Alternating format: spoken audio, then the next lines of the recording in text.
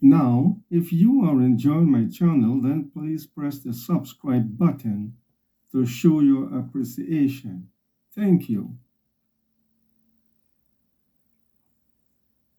I must say hello to everyone. Today it's a special program that the world must be aware of, and the world must know the true fact about the Palestinian people and the land in which they live, and also the Israelis, known as the children of Israel. This video is from Mosab Hassan Yousef, born at Henry Levy, and also the special Lebanese journalist Brigitte Gabriel. They have all brought the truth so the world can see clearly what's happening in Gaza, Lebanon, Iran, and the Middle East. Let me go back to Mossad. Yeah, you actually predicted that Nasrallah was about to be assassinated. You posted on September the 23rd on X 4 days before. Let's gamble. Anyone who predicts the day and date of Hassan Nasrallah's assassination will get an autographed copy of my new book, The Last Prophet, $777 in cash. On what day and date Hassan Nasrallah is scheduled to meet Allah? I mean, you were right. So, putting your predictive hat on again, what do you think is now going to happen? If, as is being reported widely now, Israel launches what they call a limited ground incursion into Lebanon, where is this all going to end? The eyes are not only on Lebanon. The most important target and priority number one is the Iranian nuclear program. This is priority number one. We cannot afford allowing any Islamic entity to have mass destruction weapon because they are not showing responsibility. They have been bullying, they have been intimidating other religions and ethnic groups. The Islamic hatred against the Jewish people is evident.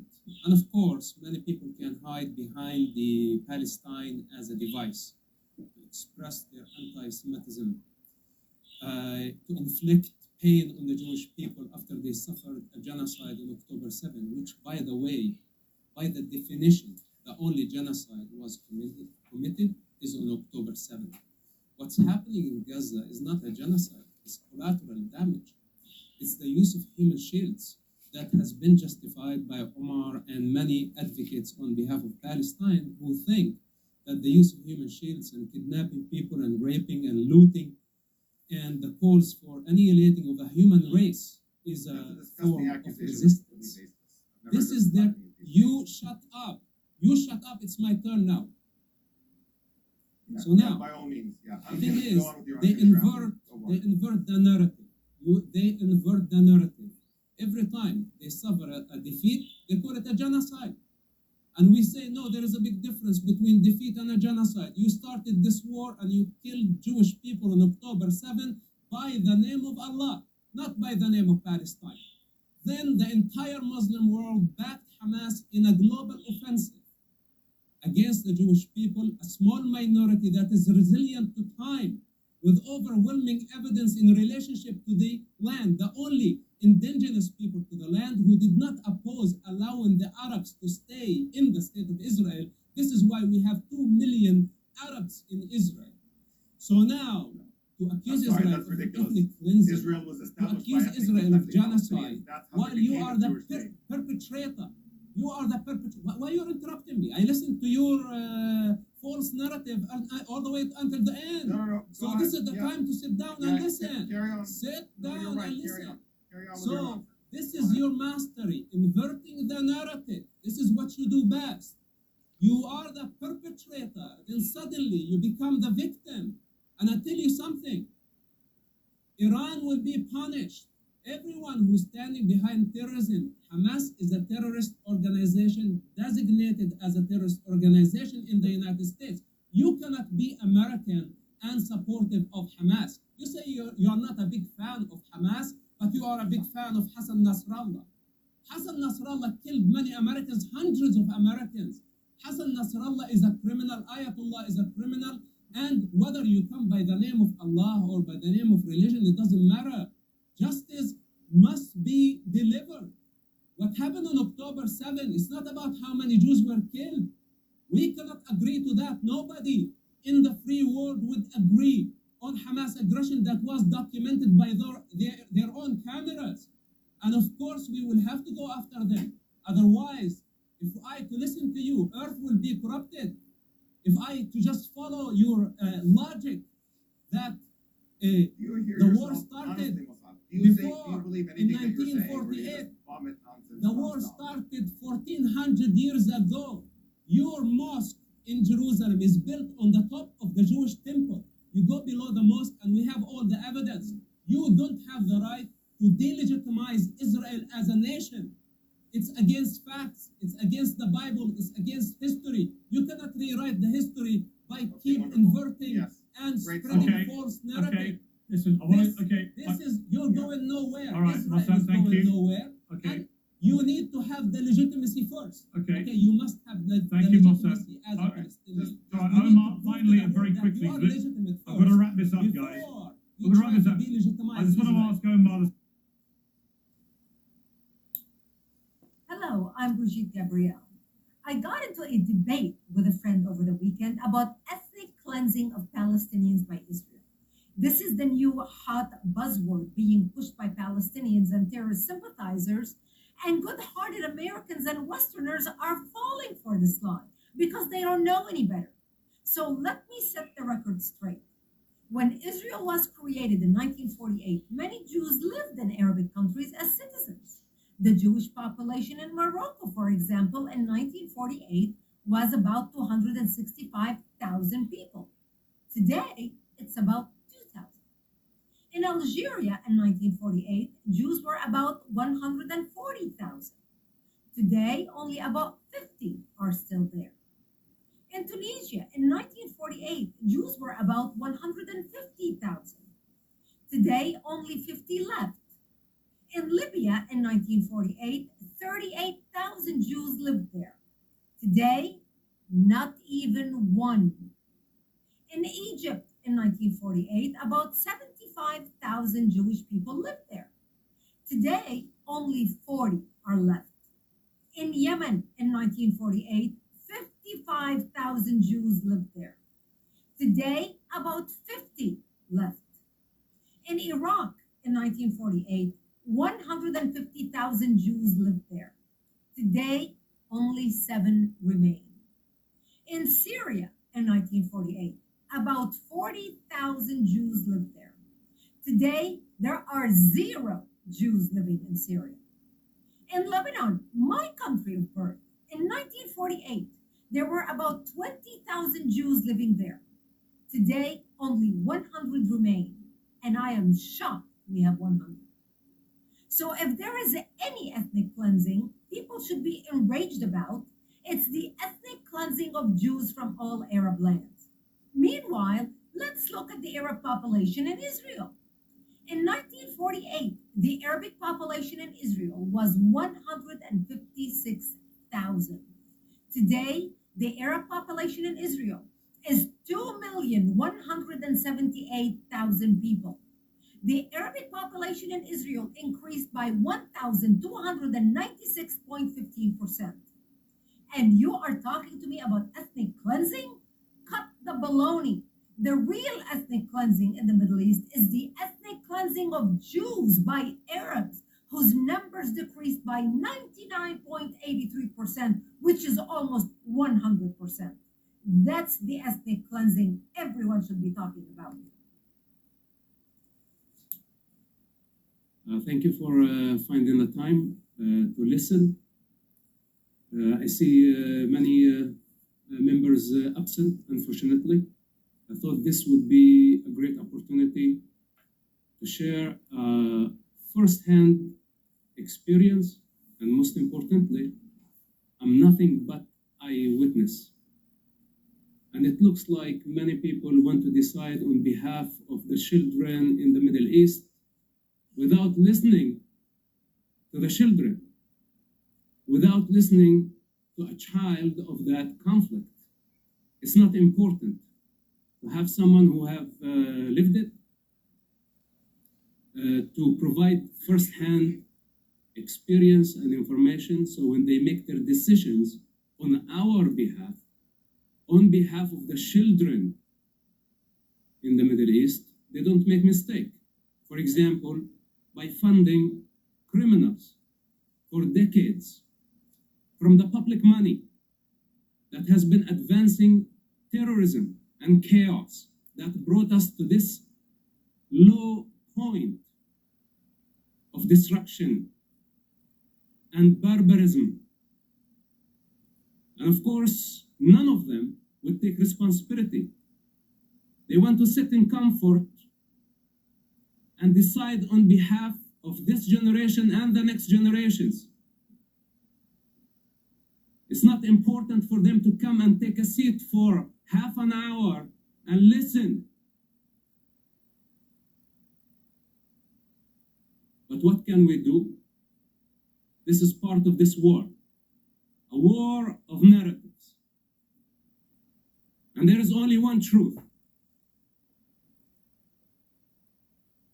But many have been compromised by the Qatari money, and yes, by the Qatari money, the Arab oil money, the Muslim money, and they have been serving many masters. When they serve many masters, this means that they have no truth.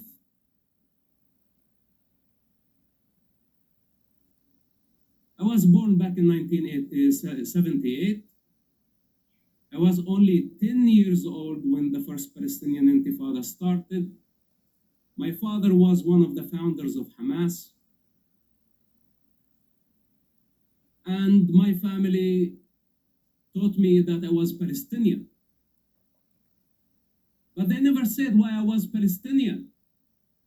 Like today, millions of people believe to be Palestinians as an ethnic group, but in reality, they are not. And we have tens of millions around the world who say free Palestine, while in reality, Palestine never existed, except as a colonial entity against the indigenous of the land. I'm not saying that there were no Arabs in that region, but for some reason, Arabs were allowed to take their caravans from every destination in Arabia with no political borders to come and profit from the British mandate of Palestine. But the Jews, who had to go through the Holocaust and the ethnic cleansing on the hands of Ottoman Empire for approximately 400 years, then the ethnic cleansing in Europe, then the Holocaust, they did not have the right to take the boat and escape the hell of Nazism to come and find a safe place where they could survive. This is a crime. It's colonialism. But for all the Arab and Muslim invaders who came to profit, who did not have any connection to the land, that was legitimate. So I was supposed to believe that I am a Palestinian. But what makes a Palestinian, nobody has the answer. What makes the Palestinian different than the Egyptian or the Jordanian? It's not a human race. It's not a distinct language. It's not a religion. It is nothing but a violent ideology that was established as a hostile movement to annihilate the Jewish people from that land. The continuous Islamic, and I insist to say Islamic, attempt to kill the Jewish people. And that brings us to the ideological dimension that many of us are in denial. Why? Because we have 2 billion Muslims around the world and we don't want to piss them off. So most of us stick our head in the sand in denial, while it's in the Quran, it's in the Hadith, that it's an Islamic belief based on the Islamic most trusted sources, that the end times will not come and the Mahdi, that's the savior of the Muslims, will not return until the Muslims annihilate all the Jewish people, not only in Israel, but worldwide. This is not only human delusion. They have been acting on it. It's a legislation. Many out there believe that Allah gave them the authority to punish the Jewish people. First, Allah chose the Jewish people. It was His chosen ones. But for disobedience, Allah wanted to punish the Jewish people. And now the Muslims functioning as the sword of Allah on earth to punish the Jewish people and all the non-Muslims who don't submit to Islam. This is the Islamic law. And all those who try to sell the West a peaceful version of Islam, they are liars and they are lying. And their claim is baseless. Okay, this is too controversial, and I did not come here to say things about Islam, but this is very important to understand as a foundation of this conflict. Because if we really want to find a solution, then we need to understand the dimensions of the conflict. And the ideological dimension of this conflict is the most significant one, in my humble opinion. This is how I was conditioned. As a Muslim, then as a Palestinian, and I think both identities are false.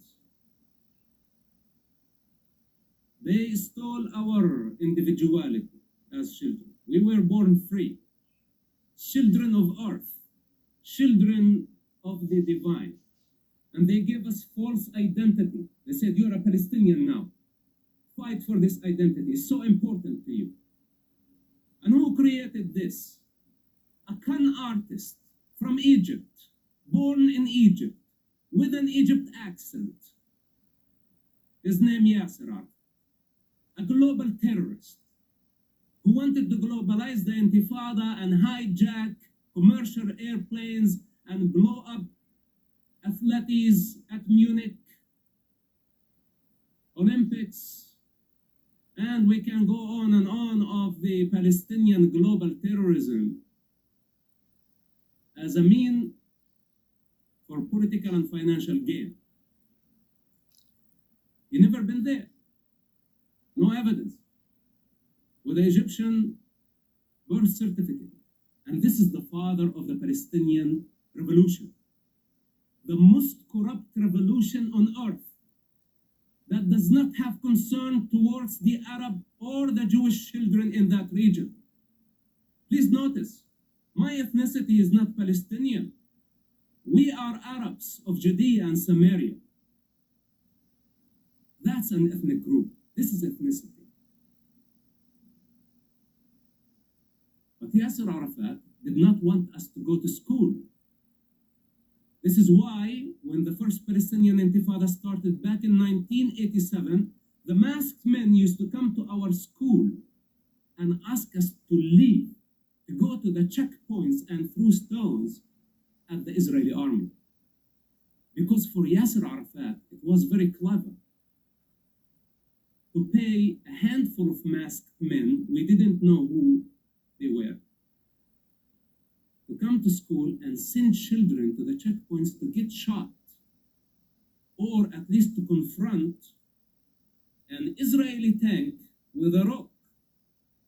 This image attracted the globe and attracted so many people to see the bravery of a child throwing a rock at a very advanced weapon. So many people sympathized with Yasser Arafat and his movement. They funded Yasser Arafat. And Yasser Arafat got addicted to power, to fame, to money, to prestige, And now this became his game. He assassinated his political rivals. He self-appointed, or he appointed himself as the leader of the revolution. And he built billions of dollars. Where did that come from? The Arab oil money and the European countries who funded him to try to silence him. This is the game. The more money you give this corrupt revolution, the more they will sacrifice children. Not only Jewish children, but also Arab children. And of course, people in the West cannot understand a culture that is willing to sacrifice its own children. But I'm a living example. When my father had to choose between his ideology, between his hypothetical Allah that he is worshipping and his son,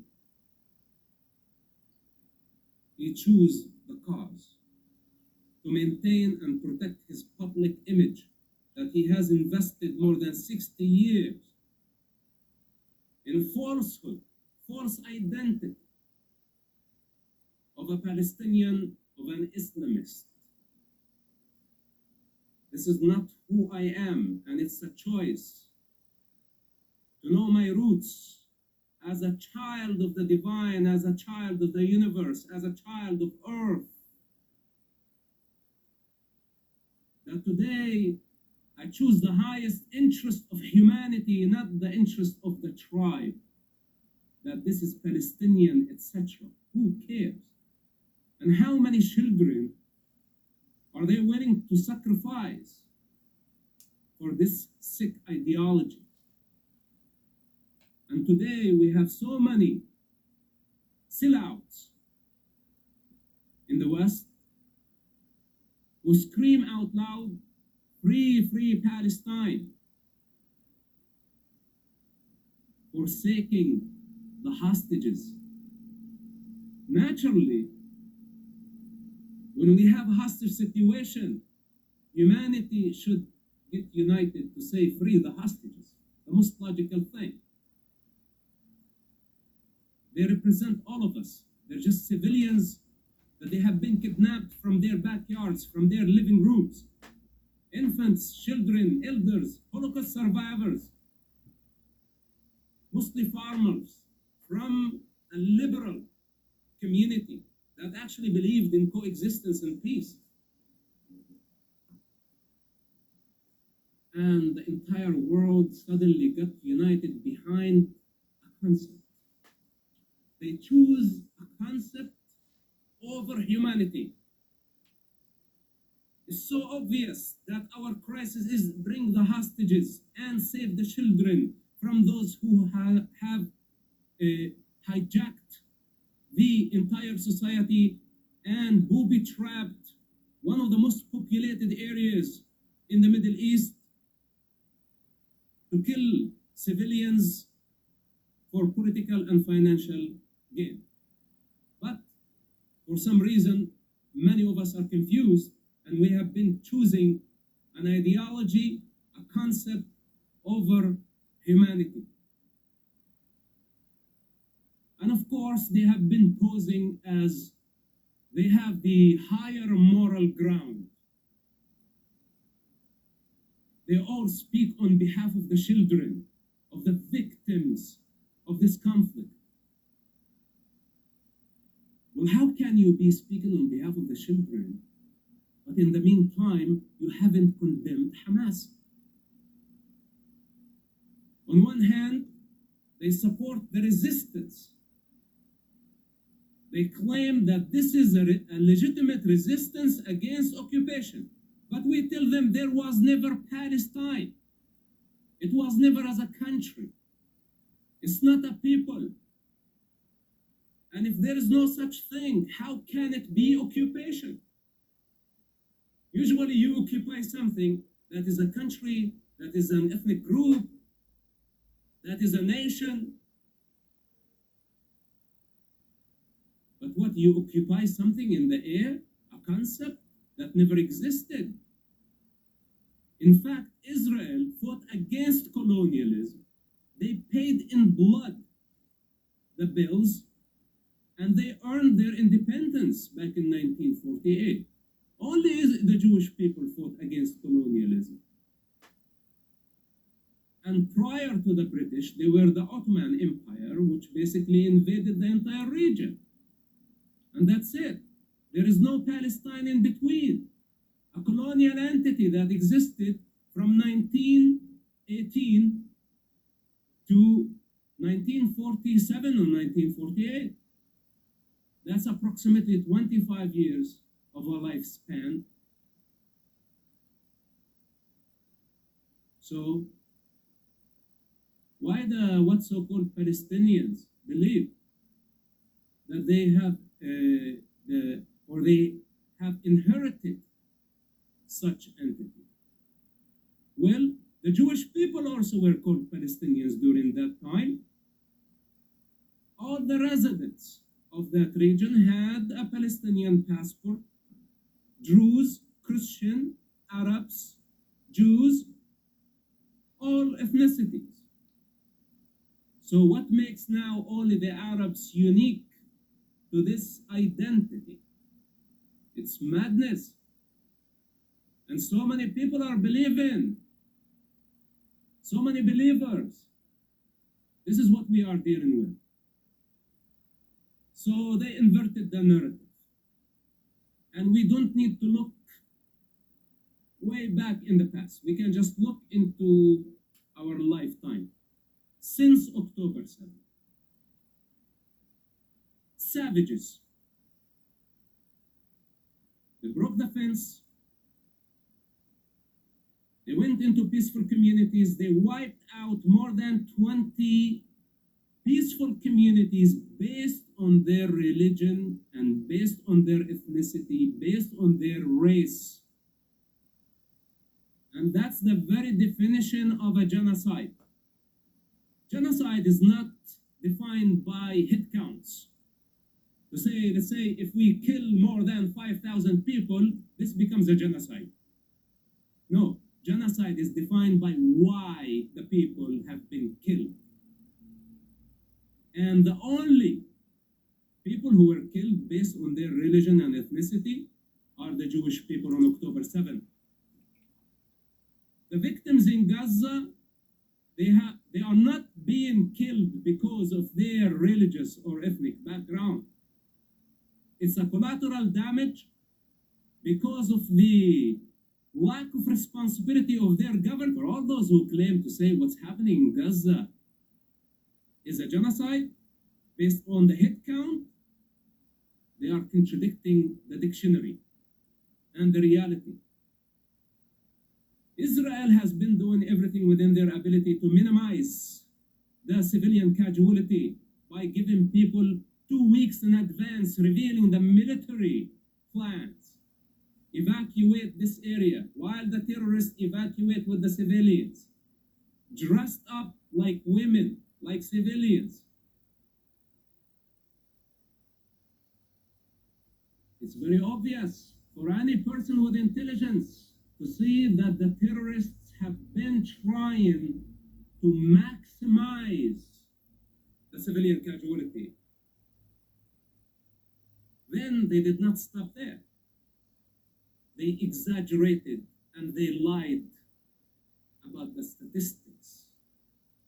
Then humanitarian organizations, the United Nations, the European Parliament, everybody considered the Hamas narrative and the Hamas lie as a source. They haven't been on the ground. They did not count the numbers. They don't have the birth certificates or the death certificates. But somehow they reached the point of saying 40,000 casualties. But even if that was true, why are they surprised? In the most populated area, when terrorists hijacked schools, hospitals, mosques, churches, every sacred zone, they did not leave the civilians even with one safe zone to go. And since the beginning of the war, I said evacuate the civilians. Pressure Egypt to open the border so the most vulnerable civilians can evacuate and we go in and eradicate this cancer, because we cannot afford another Gaza war. This is not the first Gaza war, it's the fifth. And every time the terrorists sacrificed civilians, we rewarded them with what?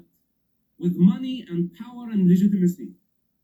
So every war they came back strong. And this last war, they doubled down, they tripled down on this evil practice. And now they are expecting from the West, from the free world, to come on its knees and beg them, please don't hurt more children and we will give you whatever you want. You want a Palestinian state? We will give you a Palestinian state. Even that means at the expense of already established democracy. That is not only a democracy for the Jewish people, but also for Muslims, Arabs, Druze, Christians, all type of people. So we have now governments that have been pressuring Israel, blaming Israel, delegitimizing Israel, not realizing that Hamas game and the Palestinian game has been to delegitimize Israel, to discredit Israel, to criminalize and demonize Israel, while in reality this is not the truth. So the more we believe them, the more we will get divided. Because I don't think any power on earth will be able to push Israel to the point where Israel will have to compromise its security and the future of the Jewish people. We all know that this is a red line. So how can we pressure Israel to do the impossible? To give up security, territory, and just give it to irresponsible lunatics, psychopaths, and tell them, here you go. Take power, take money, and whenever you wish, you can just invade us, take hostages, kill our people. There is no leader in Israel that can afford doing this. If I was the leader of Israel, I would not agree to it, even if it means total and absolute sanction from the globe. And not to mention that Israel is a superpower. So why push a superpower, a democratic system, all the way to the corner in favor of no people, in favor of political gangs that does not have even a legitimate leadership? Their main crisis that they cannot agree on one leadership. I wish that it was only a snake with one head, that we can actually try to reason with it. But it has 99 heads. So we are going nowhere with this. But of course, many of us say, then what is the solution? And I'm not here to draw a very dark image, but we need to understand the reality of the situation. And this is why I talk to you on multiple dimensions, and this is not the end of the story. This is just barely the tip of the iceberg of this 1400 years of Jewish hatred. And I think as long as Allah is a legitimate authority, and as long as Allah wants the Jews killed, then there are going to be a bunch of people out there going after the Jewish people. And if we, as Christians, Buddhists, Hindus, atheists, the rest of the world, if we don't get united, realizing that we have a religious majority that has been determined to annihilate a religious minority, if we don't understand that this is the actual situation, then they will take advantage of all of this. If we allow them to kill the Jewish people today, tomorrow they will have another problem. Maybe the next time it's not Palestine, it could be Andalusia. Because also Andalusia is a Muslim land according to Islamic law. And the Muslims are required to fight until they liberate this Islamic territory. Every mosque around the world is an Islamic land. And I dare you to try to shut down one mosque in Europe. Especially if they mix or don't separate religion and state or mosque and state. This is the challenge. And this is where they contradict a fundamental of the Western or most Western constitutions, that no one is above the civil constitution, but Allah and the mosque are two authorities above. And Muslims don't separate between mosque and state. Now, they are in violation of the laws. Now you as a lawmakers, go and try to say this mosque violated the law, we want to close the mosque. They suddenly become angry. They have a cause. And they could turn violent. And they could all get unified behind their angry cause. The same way we see them angry on the streets for Palestine. Non-existential. Even to the degree when there is some idiot on the street burning a Quran, they go against the entire nation, against the government, against the diplomats worldwide, boycotting and sanctioning and protesting. And you try to tell them this was just an individual. It's his responsibility, it's not the responsibility of the entire people of the country. But they insist on violence by the means of sword and by the means of intimidation. This is the Islamic approach. I know that I'm taking lots of time. I'm trying to conclude. Thank you for your patience. So the situation in Andalusia could be next, and we are living the modern day Islamic invasion. Many here leftists, or they claim to be liberals, Democrats, they want equal rights. And we simply tell them, what about equal responsibility? Decent citizens show responsibility, hence they have equal rights. But criminals, terrorists, invaders, illegals, they haven't shown any responsibility. So why they are entitled for equal rights? What do we do to the criminals who violate the laws? Don't we imprison them and strip them from all their rights? Suddenly we give them just the minimum human rights in a cell? Why? Because they are criminals. Why don't we give them equal rights as well?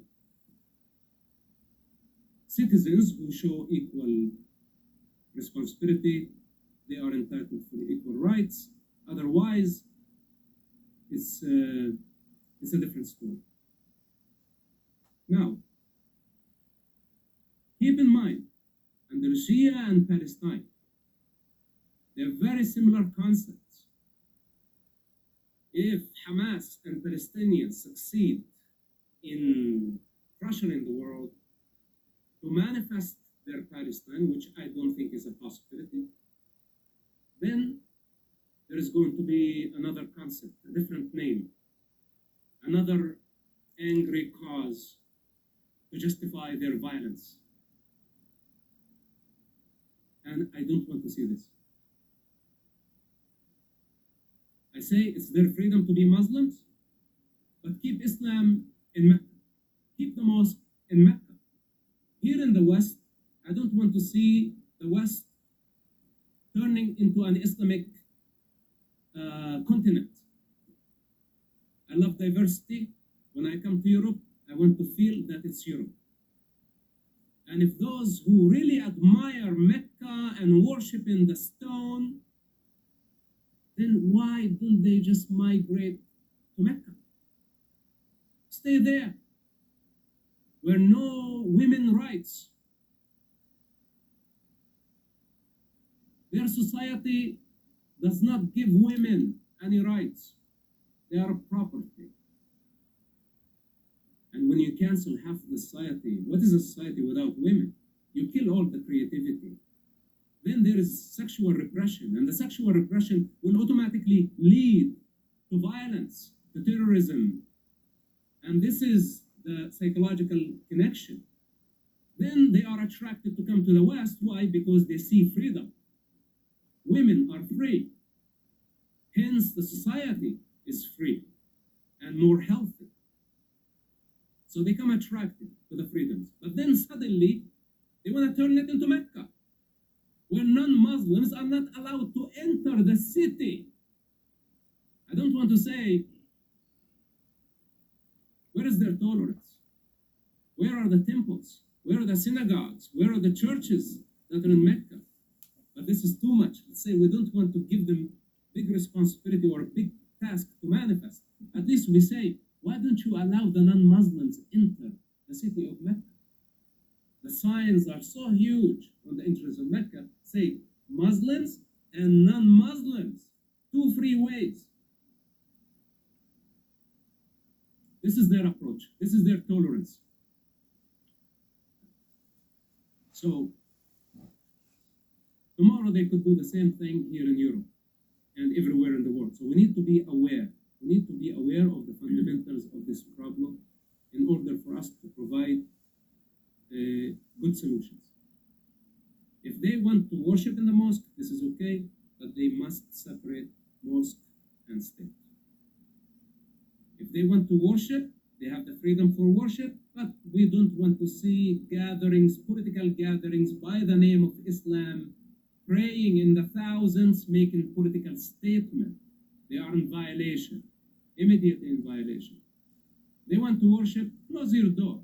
It's your devotion. It's your relationship between you and your God, between you and your Allah. I don't have a problem with that. But don't intimidate the people with your prayer. And I conclude that there could be a solution similar to the Vatican. Now, the Vatican does not have borders, and it's a very powerful state. Does not have big army. They don't need big guns. And that model could be manifested in the Palestinian territories, or let's say the West Bank. That instead of the European Union investing its money in gangs, in corrupt politicians who have been against the interest of the children, against the people, and against the future of this generation and the next generations, we should invest our money in education. It must be conditional. We can invest in economy, and we can improve the life of this generation, that we invest directly in the people. And we don't want, in the near future, any Palestinian state. The children don't care for a political entity. They don't care what they need. They need a peaceful environment. They need a responsible leadership that does not abuse them or indoctrinate them. And as long as we continue to fail the children in favor of these criminals, the Middle East conflict will continue forever. And I think all the attempts to try to pressure Israel to give up its security and its freedoms for such political gangs, this is not going to help the situation either. Thank you for your patience. Thank you for giving me this podium. I appreciate you, and I hope that we together can create the change. Thank you. Wow, where do I begin to analyze the mental state of this self-proclaimed savior of the Gaza children? He really touched my heart. Who authorized you to speak on behalf of the Arab children of Gaza? Who authorized you? You just did. You You've called me never a been Palestinian. there. You don't care. So am I And Palestinian or am now I you not? think you hold the higher moral ground.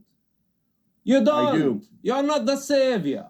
You always need a victim in order to pose as the savior. You're not the savior. First, learn how to control yourself. Learn how to control your tongue buds before you try to control the world. It's a big situation in Gaza. All of us are heartbroken for the death of the children of Gaza. All of us. That includes Israel. Israel considers what's happening in Gaza a tragedy. It's a tragedy made up by the terrorists that you sympathize with, that you want to validate and legitimize. Then we will have to deal with the chaos that you create, your emotional being, going all over the place. Who authorized you to speak on the behalf of the Gaza?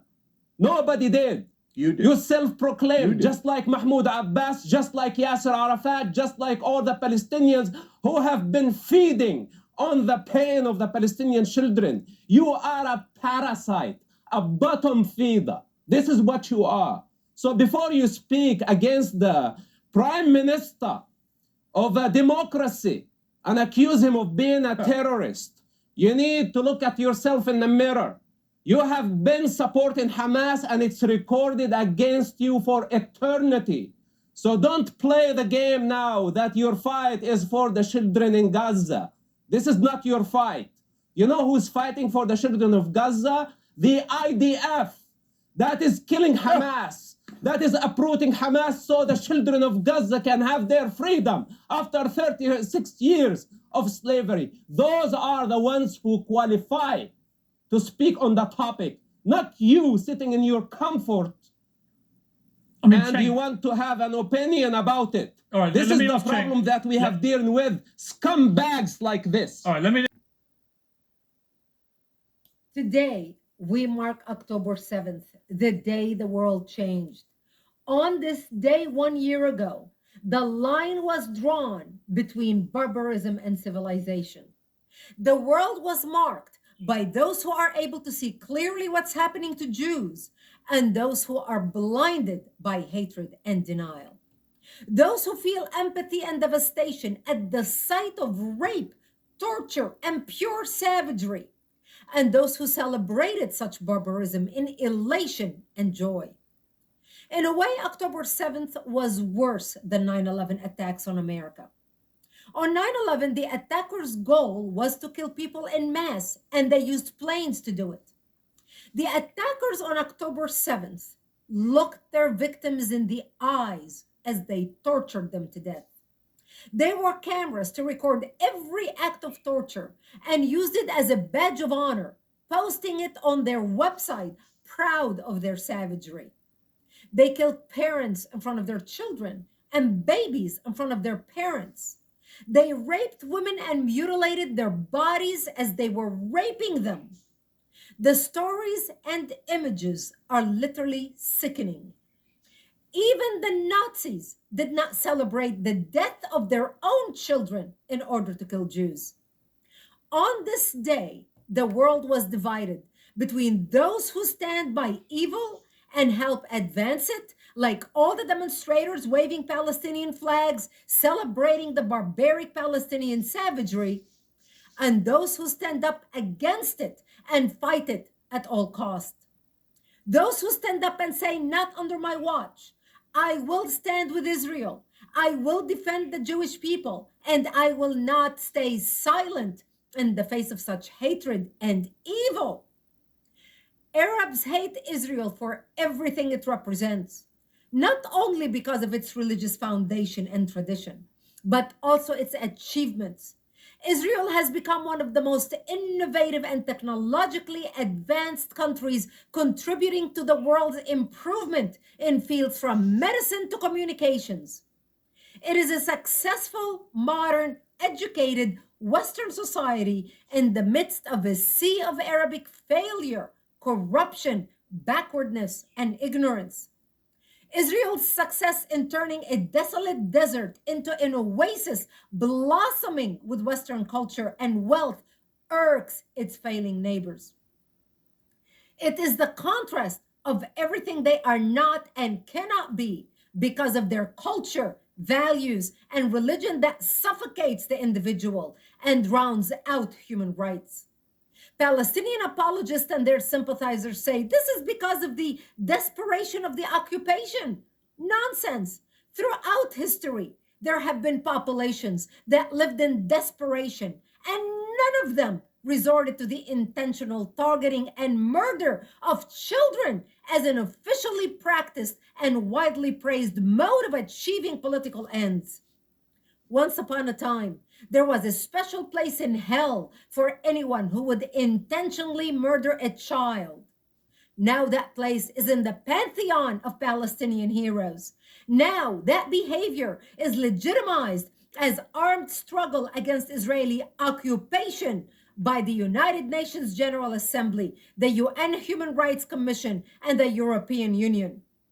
Once the intentional mass murder of innocent civilians was legitimized against Israel, it was legitimized everywhere because the Palestinians were encouraged by most of the world to believe that the murder of innocent Israeli civilians is a legitimate tactic to advance their cause.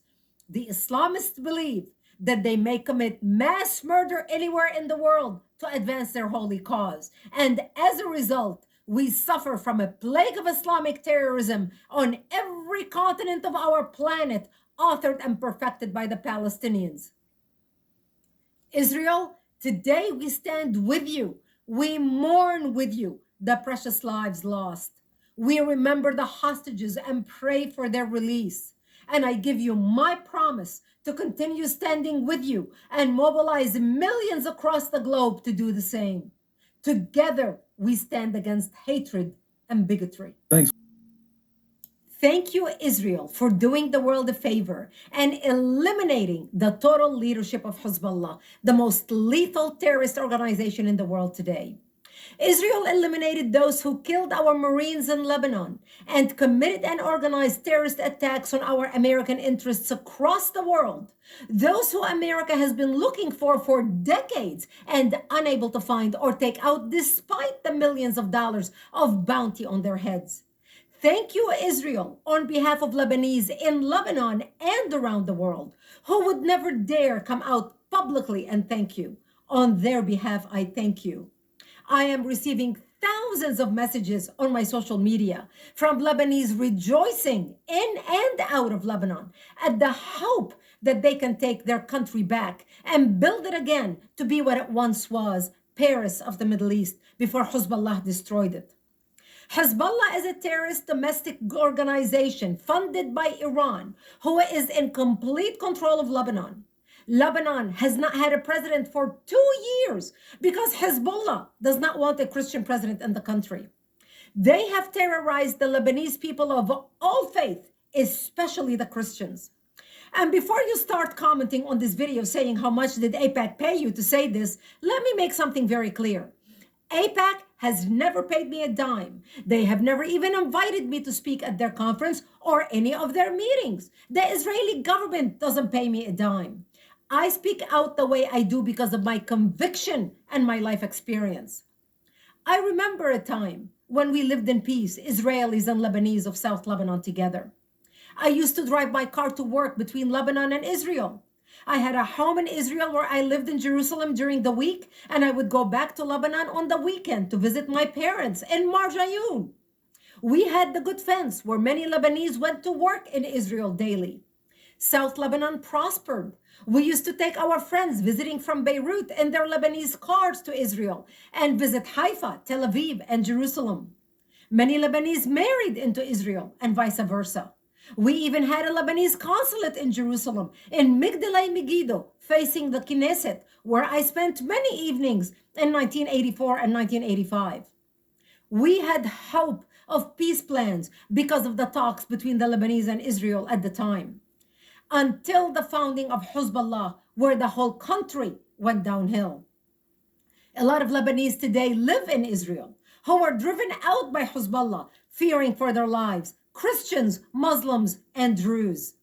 Since then, Lebanon had a brain drain as Hezbollah drove the Christians out, just like Europe had a brain drain after they drove their Jews out in World War II. Lebanon traded their innovators, their business builders, their professionals for bomb makers, glorified terrorists, and hate-driven monsters. Many people tell me, why don't you go back? Because Hezbollah wants my head on a platter. My only crime is that I want peace with Israel. Many Lebanese of all faith do not want war with Israel. We want peace. We want prosperity. We want to raise our children together, to grow up and love and accomplish and build and turn the Middle East into paradise. Lebanese leaders, I am calling on you now. Now is the time to seize the opportunity and make peace with Israel. Take back your country. I am calling on all Lebanese leaders and influencers across the world to come together. Let's do it. If Jordan, Egypt, UAE, and many others in the Middle East can have peace with Israel, why can't Lebanon? Now is the time. Let's make history together and bring peace to Lebanon. Thanks for watching. Hello, everybody. This is Brigitte Gabriel. I am here on vacation in Europe, and I'm watching what's happening between Lebanon and Israel. And I just had to take the time to come in on video and just tell you that my heart and prayers and thoughts are with the Lebanese people and the Israeli people, because the Lebanese people and the Israeli people are victims of a wave of hatred that is engulfing the Middle East, that is driven by a terrorist organization called Hezbollah in one hand in Lebanon and Hamas in the Palestinian territories. But let's talk about Hezbollah, because I come from that region in Lebanon. I was born and raised there. And I feel sorry for the Lebanese innocent people, especially the Christians, who are collateral damage for this war. Israel does not want war with the Lebanese people. Israel is fighting the terrorist organization Hezbollah that has occupied Lebanon, controls Lebanon, overtaken Lebanon like cancer. The Lebanese people do not want war, but Hezbollah is dragging the country into total and utter suicide. And as a Lebanese American, as somebody who was born and raised in southern Lebanon, who understands what's happening in that part of the world, and as you can see, I'm watching Arabic television, Al Jazeera in Arabic. I'm here in my hotel room where I can get the Al Arabiya, Dubai TV, Saudi Arabia TV, you name it. I'm listening to the news live happening right now on the ground, and my heart breaks. But you need to understand when I hear about the innocent civilians who are dying, because here in Europe, they are vilifying Israel. And let me make something clear. Israel texted 85,000 people by text, telling them, please leave. We do not want to hurt you. If you live anywhere near Hezbollah bases, if you live anywhere where Hezbollah stores weapons, please leave. We're going to bomb. We do not want to hurt you. I was watching live when Israel texted the people, the citizens of the Bekaa Valley, telling them, we have 30 minutes so you can leave. 30 minutes, we're going to bomb. And then I watched 30 minutes later when Israel started the bombing, and everybody was going crazy that Israel is bombing Lebanon. You need to understand that these civilians who are wounded, they are members of Hezbollah or families of Hezbollah. These are not your average innocent civilians. You have to realize that in Israel, in Lebanon, since the war between Lebanon and Israel in 2006, any new home built in southern Lebanon in the towns of Hezbollah controlled areas, any new home built has a retractable room with a retractable ceiling that is used as a missile launcher. They have been preparing to do this against Israel for years. So when Israel told the people to leave, the citizens that stayed are Hezbollah families and operatives. So don't feel so sorry for the majority of the people who died. I do feel sorry for the innocent people who died as a collateral damage. And this is a war that's unavoidable. It did not start by Israel. Israel does not want this war. This is a war that started by Hezbollah, who wanted to drag all of Lebanon into war because they are standing in solidarity with their terrorist thugs, Hamas, in the Palestinian territory. And my message to the Israeli people and the Lebanese people today, you are in my heart. You are in my thoughts. One day we are going to live in peace together. One day Israel will eradicate Hezbollah, will eradicate the hatred that is fuming in the Arabic world, driven by revenge on the Arabic side. And we will be able to live peacefully together in the Middle East and make the Middle East bloom. I pray for safety. I pray for peace. I pray for protection for the lives of the IDF soldiers, especially as they go into Lebanon. And I pray for the protection of the innocent Lebanese people, the truly innocent Lebanese people who are going to die in this war. There are going to be few. The majority who are going to die are going to be Hezbollah members, because this is where Hezbollah, what Israel is bombing. But together, we will live in peace one day. Bernard Levy, welcome as always. Tell us what do you think, looking at this year after October 7th, for you, what is the big lesson? The main lesson after 1 year, alas, Farid, is that Israel is alone. Alone to mourn and to grieve, alone to fight, and alone to win. When you Americans did retaliate against September 11, there was a great coalition around you. When we French did retaliate after Bataclan, after Charlie Hebdo, in Mosul and in Raqqa, there was a great coalition around us to support. Around Israel, there is no coalition. There are allies like France or America who blackmail, who warn, who ask for compromise, for whatever. There is not a real coalition. There is solitude of Israel. This is, after 1 year, alas, the bitter lesson which I retain from the whole sequence. Bernard, that people say that the reason the United States or France has put pressure on Israel is that they feel that Israel's goal, say the complete destruction of Hamas or Hezbollah, is unrealistic and, more importantly, can only be achieved at great cost to the civilian populations in Gaza and southern Lebanon, which will produce more terrorists than it kills. Is that a fair way to think about it? My dear Farid, I have the privilege of age, the dark privilege of age. I covered a lot of wars. I covered a lot. I was in many battlefields in my life. I was in Somalia. I was in Afghanistan. I was in many places. I never saw an army doing as much, trying as much as the Israeli army in order to avoid too many casualties. This is the reality of the battlefield. We French in Mosul, we did not take so many precautions. You Americans in Kabul and in Mazar-i-Sharif in 2001, same. Today, Israel takes precautions which I never saw any other army in the world involved in such a war taking. This is the true reality. Now, of course, too many casualties. Of course, it is heartbreaking. Of course, every day when I wake up, when I look at my phone, the news from Gaza and from the civilian casualties, I am depressed. But you must know that IDF does all that they can. Call for evacuation, warnings. Did you see any army warning before striking? Even on the strategical or tactical point of view, it's nearly absurd. But they do that. They alert, they warn, they announce the strike few hours, sometimes few days before, in order to permit as many civilians as possible to quit.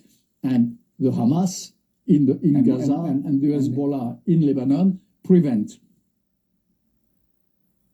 What do you say, Bernard, to those who say, well, the backdrop in Gaza is that Israel has been occupying the Palestinian people, occupying these lands in the West Bank, and of course Gaza is more complicated, but still Israel has control for 56 years, and you can't forget that context.